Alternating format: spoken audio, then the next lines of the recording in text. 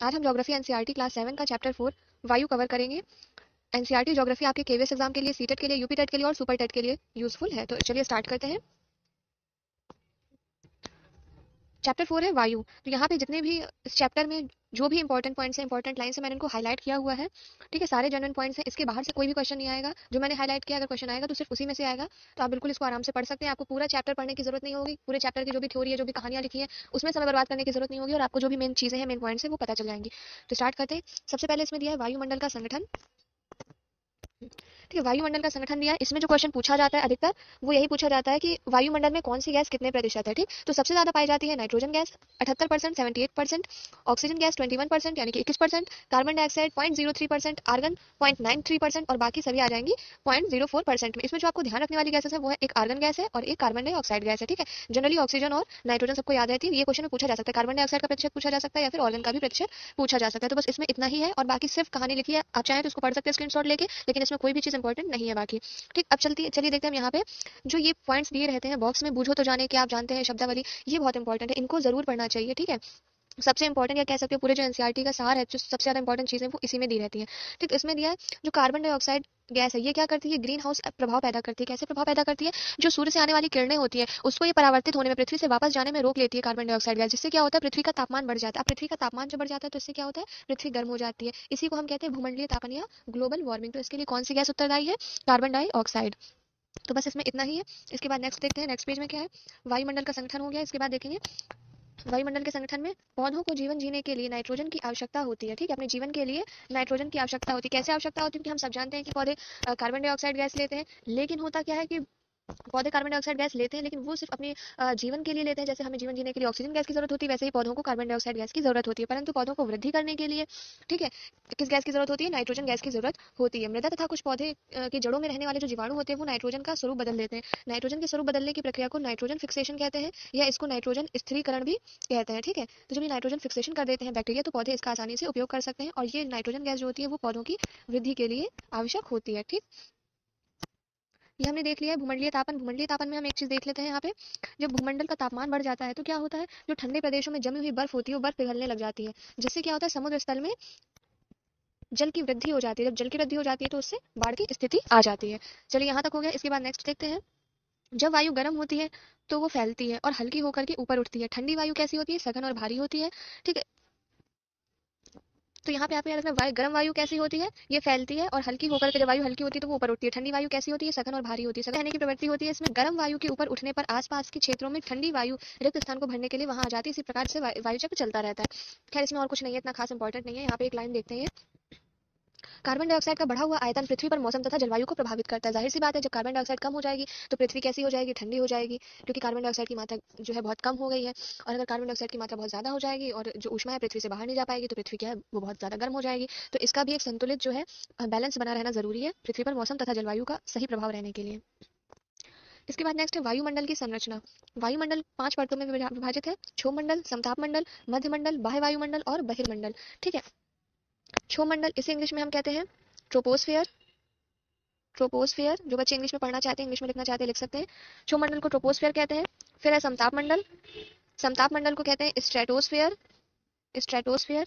फिर है मध्यमंडल। मध्यमंडल को कहते हैं मीजोस्फेयर। ठीक है, फिर बाह्य वायुमंडल। बाह्य वायुमंडल को आयन मंडल भी कहते हैं। ठीक है, और इसे इंग्लिश में कहते हैं आयोनोस्फेयर। उसके बाद है बहिर्मंडल। बहिर्मंडल को कहते हैं एक्सोस्फेयर।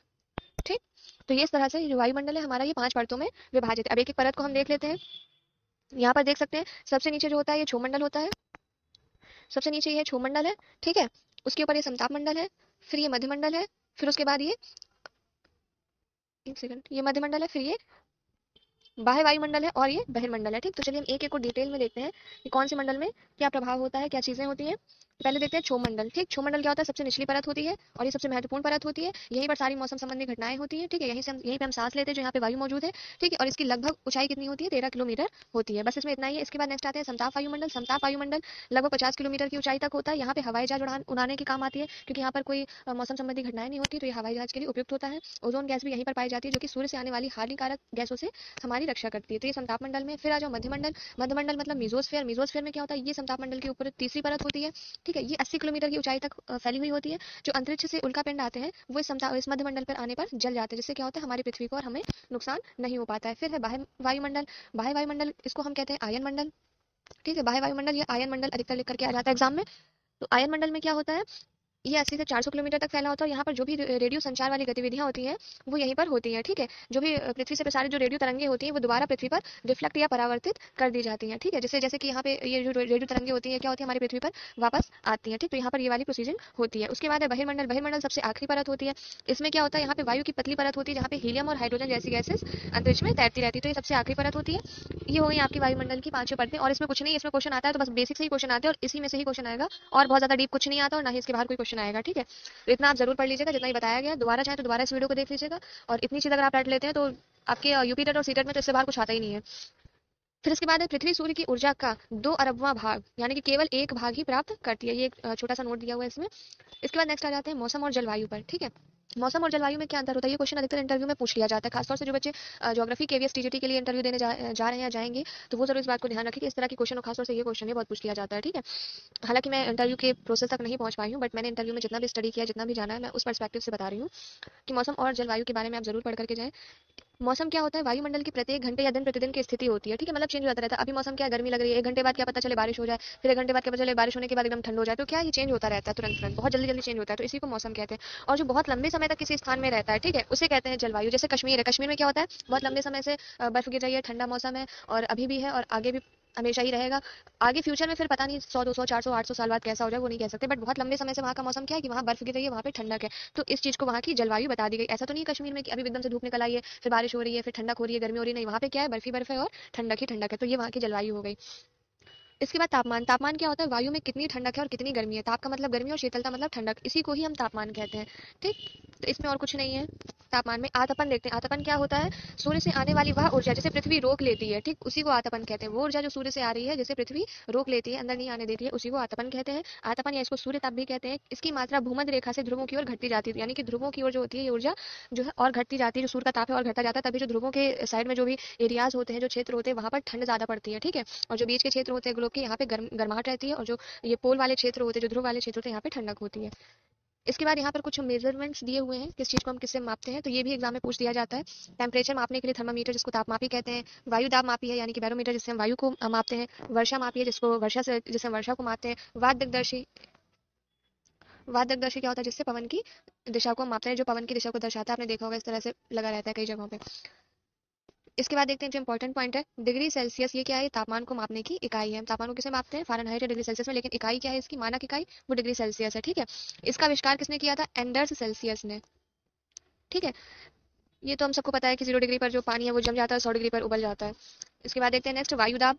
तो वायु हमारे शरीर पर उच्च दाब के साथ बल लगाती है, और जो हमारा शरीर होता है वो वायु के विपरीत दिशा में बल लगाता है। ठीक है, वरना क्या होगा, इतना बल लगाएगी वायु क्या मुड़ जाएंगे, फिर वहां से दूसरी वायु चली, उसने बल लगाया, फिर हम मुड़ करके कहीं और चले गए। तो क्या होता है, वायु हमारे शरीर में दाब लगाती है, प्रेशर लगाती है, और हमारा शरीर जो है उसके विपरीत दिशा में प्रेशर लगाता है या बल लगाता है। इसके बाद जो इसमें इंपॉर्टेंट है वो देखिए, पृथ्वी की सतह पर वायु के भार द्वारा लगाया गया दाब वायु दाब कहलाता है। ठीक है, वायु के भार द्वारा जो दाब लगाया जाता है उसी को वायु दाब कहते हैं। इंपॉर्टेंट इतना नहीं है। ऊपर की ओर जाने पर जो दाब होता है वो गिरने लगता है। सबसे अधिक दाब कहाँ होता है, ये समुद्र स्तर पर होता है। ठीक है, समुद्र स्तर पर वायु का सबसे अधिक दाब होता है। तो ये याद रखना। एक इंपॉर्टेंट पॉइंट जो यहाँ पर है, नेक्स्ट पेज में है, बाकी कुछ नहीं है, अगर आप पढ़ना चाहें तो पढ़ सकते हैं।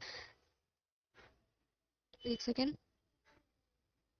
यहाँ पर दिया हुआ नहीं है लेकिन मैं इसको बता देती हूँ थोड़ा सा। वायु जो है वो हमेशा हाई प्रेशर से लो प्रेशर की ओर चलती है। ठीक, यानी कि उच्च दाब से निम्न दाब की ओर चलती है। ये चीज याद रखनी है। ये क्वेश्चन पूछा जा सकता है कि वायु की गति कैसी होती है, तो हमेशा उच्च दाब से निम्न दाब की ओर या हाई प्रेशर से लो प्रेशर की ओर होती है। इसके बाद नेक्स्ट देखते हैं पवन। ठीक है, तो पवन, ये देखिए यहाँ पे लिखा है, उच्च दाब क्षेत्र से निम्न दाब क्षेत्र की ओर जो वायु की गति होती है उसे पवन कहते हैं। ये आपको याद रखना है। ठीक है, पवन को मुख्यतः 3 प्रकारों में विभाजित किया गया है। कौन कौन से प्रकार है देखते हैं, स्थायी पवने, ठीक है, मौसमी पवने और स्थानीय पवने। अभी अपने नाम से ही समझ में आ रही है, स्थायी का मतलब जो स्थायी हो, मतलब अपनी दिशा को बदले नहीं, ठीक है, लगातार निश्चित दिशा में चलती रहे, वो हो गई स्थायी। मौसमी पवने नाम से समझ में आ रहा है, जो मौसम के अनुसार बदलती रहती है अपनी दिशा, वो मौसमी पवने हो गई। और स्थानीय पवने जो किसी विशेष स्थान में, विशेष समय में, विशेष वर्ष में या विशेष दिन में चलती हूँ, वो स्थानीय पवने हो गई। ठीक है, मतलब किसी भी एक विशेष स्थान पे वो किसी एक विशेष मौसम में या विशेष टाइम में चल रही है, तो वो कैसी होगी, स्थानीय पवनी हो गई। और जो मौसम के अनुसार बदल रहा है मौसमी पवने, और जो हमेशा स्थायी रहे वो स्थायी पवने। तो ये तो नाम से ही एकदम क्लियर हो गया। तो पवन का नाम जो होता है उसके आने की दिशा के आधार पर होता है। जैसे कि पश्चिम से जो आने वाली पवन होती है उसे पश्चिमी या पछुआ पवन कहते हैं। इसमें और कुछ नहीं, इंपॉर्टेंट। आर्द्रता देखते हैं, तो आर्द्रता क्या होती है, जो वायु में जलवाष्प की मात्रा मौजूद होती है। जैसे हम कहते हैं ना आज कितनी नमी है, कितनी ह्यूमिडिटी है, तो जो नमी और ह्यूमिडिटी होती है उसी को हम आर्द्रता कहते हैं। जितनी ज्यादा जलवाष्प की मात्रा अधिक होगी उतनी ही ज्यादा नमी होगी, फिर हम कहेंगे आज तो बहुत ही ह्यूमिडिटी है, आज तो बहुत आर्द्र दिन है। ठीक, तो ये हुई आर्द्रता। के बाद देखते हैं नेक्स्ट, यहाँ पे वर्षा के प्रकार दिए हुए हैं, तीनों प्रकार की वर्षा है, चक्रवाती वर्षा, पर्वतीय वर्षा और संवहनी वर्षा। अब इनमें अंतर क्या होता है? चक्रवाती वर्षा किसे कहते हैं? ठीक है, तो ये जो ठंडी वायु होती है, ठीक है, एक साइड से ठंडी वायु आई, ठीक है, यहाँ से गर्म वायु आई। अब यहाँ से ठंडी वायु, यहाँ से गर्म वायु आई, दोनों टकरा करके इन्होंने क्या किया, एक बादल का रूप ले लिया। मतलब सिर्फ उसमें वायु ही नहीं होती है, धूल मिट्टी भी होती है। ठीक है, धूल मिट्टी होती है, अदर चीजें होती है, बहुत सारी गैसेज होती है, सब मिलकर के क्या हुआ, उन्होंने बादल का रूप ले लिया। और जो बादल थोड़ा सा जो बादल में मौजूद जो जो भी गैसेज है, जो भी भाप है, वो क्या हुई, ठंडी हो गई। तो उससे क्या हुई, वो बूंदों के रूप में परिवर्तित हो गई और बरसात कर दी। तो इस प्रकार की जो बरसात होती है उसे हम कहते हैं चक्रवाती वर्षा। इसके बाद नेक्स्ट देखते हैं पर्वतीय वर्षा। पर्वतीय वर्षा क्या होती है? यहाँ से आर्द्र वायु आई, ठीक है, यानी कि इधर साइड से नम वायु आ रही है या आर्द्र वायु आ रही है, ह्यूमिड वायु आ रही है। अब क्या होता है, यहाँ पे ये पर्वत बना है, ठीक है। अब वायु यहाँ से आई तो क्या हुआ, यहाँ पर्वत से टकरा गई। अब पर्वत से टकराने के बाद यहाँ पे क्या हुई, उसकी नमी जो है पानी में बदल गई। अब ये क्या हो गया, यहाँ पे पानी बरस गया। अब जब ये पानी बरस गया तो इस प्रकार की वर्षा की, क्योंकि पर्वतों के टकराने के द्वारा हुई है, तो इस प्रकार की वर्षा कैसी वर्षा हो गई, पर्वतीय वर्षा हो गई। ठीक, अब इसके बाद देखते हैं नेक्स्ट वर्षा, ये है संवहनी वर्षा। अब संवहनी वर्षा क्या होती है? संवहनी वर्षा में क्या होता है, ये कोई नदी बह रही है, ठीक है, अब धूप निकली है, ठीक, अब क्या हुआ, जब धूप निकली है, नदी है या पानी है, ठीक है, पानी क्या हुआ, एब्जॉर्ब हो गया, भाप के रूप में जो है एब्जॉर्ब हो गया। एब्जॉर्ब होकर के क्या हुआ, ऊपर पहुंचा, धूल मिट्टी कंकड़ सब थे इसमें, कंकड़ नहीं सॉरी, धूल मिट्टी भाप गैसेज ये सब थी इसमें, बादल का रूप ले लिया इसने। ठीक है, अब बादल का रूप ले लिया। अब हमें पता है कि जैसे जैसे हम ऊपर जाते हैं तापमान क्या होता है, ठंडा हो जाता है। तापमान ठंडा हो जाता है तो यहाँ पे क्या है, ये बूंदों के रूप में आ जाएगा। यहाँ पे जो पानी है, जो वहाँ पे गैसेस थी, जो भाप थी, उसने बूंदों का रूप ले लिया। अब जब बूंदों का रूप ले लिया तो क्या हो गया, भारी हो गया। अब भारी हो गया तो ये बारिश हो गई। ठीक, तो इस प्रकार बारिश हो गई। इस प्रकार की वर्षा क्या कहलाती है, संवहनी वर्षा। अब जिसमें भी कुछ भी इंपॉर्टेंट था या कम भी इंपॉर्टेंट था उसको भी मैंने कवर करा दिया है। तो दोस्तों में शेयर करिए, सब्सक्राइब करिए और साथ ही बेल आइकन प्रेस कर दीजिए। Thanks for watching.